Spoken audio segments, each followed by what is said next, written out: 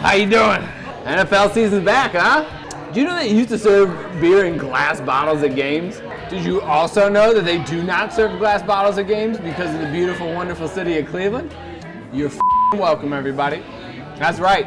The second major sports riot in Cleveland history happened back in 2001 when playing the Jacksonville Jaguars. It's been dubbed Bottlegate by lazy journalists who think they could just add gate to the end of a word to signify there was some sort of scandal. They went with Bottlegate because Cleveland fans hurled bottles at opposing players and referees after they royally f***ed us. To set the stage, Cleveland had already been royally f***ed in the most brutal of ways when they took the Browns from Cleveland and put them in Baltimore in 1995.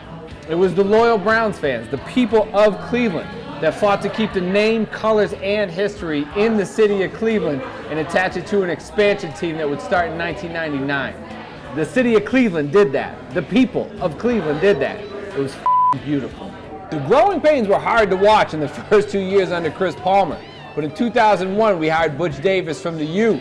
We were 6-7, near 500, in the playoff hunt and facing the Jacksonville Jaguars at home.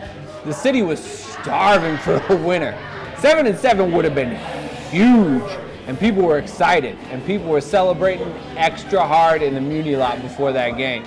Now, it all came down to the final drive. It was 15-10 Jaguars, 4th and 2 on the Jaguars' 12-yard line. Tim Couch threw a pass to Quincy Morgan. He bobbled it, but it was called a completion and a first down. Tim Couch hurried up to the line. He knew it was questionable. He got up there, snapped the ball, spiked it, 48 seconds left, 2nd and goal. Now, NFL replay rules state that you can only review the last play run. So the only play that could have been reviewed was the spike of the football. But these slap referees decided it would be a good idea in Cleveland in a playoff hunt to go back against the rules and review the play beforehand to see if it was actually a catch. Now, as an NFL referee, you need to know your crowd. You need to know that you are in Cleveland in the middle of a playoff run at the very end of the game. At 3:30 in the afternoon, blue-collar people have been drinking for about 8.5 hours now. And what did these do? They overturned the call. Somebody in any capacity had to have known that what they were doing was wrong, but they stuck to their guns instead. And they went against the rules, and they gave the Jacksonville Jaguars the ball with 48 seconds left to run out the clock and destroy the Browns' playoff chances in Cleveland. Naturally, Cleveland fans did not take these clowns ruining their season well. Naturally, they became very, very angry, and it started with boos. And then the reality and the weight of what had just happened set in, and the boos intensified. And then that continued, and those boos turned into bottles raining down on the field. The bottles blotted out the sun like Persian arrows. They rained down like fire and brimstone on the field, on the referees, on the Jaguars players.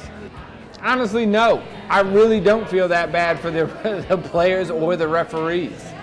Nobody got seriously hurt in the entire thing. As an NFL referee, you're making 6 figures. That's pharmacist money. Those people go to school for years and years and pay a lot of money. And you're making that much to work once a week for like 4 months a year? F***ing deal with it. So what did the referees do? They called the game. They called the game with 48 seconds left. They ran off the field, and that's when the bottles really started to fly. The best part is that the commissioner of the NFL, Paul Tagliabue, called them and said, "You're not allowed to do that. You don't have the power to end games early. Go back out there and finish the game." So the referees and the players had to run back onto the field as the Browns fans thought that maybe they were going to overturn the unjust call of the referees, only to realize that the Jaguars had to go out there and take knees. People got mad. People got real mad. And the bottles continued to fly. They should never have had glass in NFL stadiums. People just aren't that responsible to deal with something like that. Do I feel bad? Not really. Those guys. They should have made the right call. I love my Browns. I'll always side with the city of Cleveland. Always. Go Browns.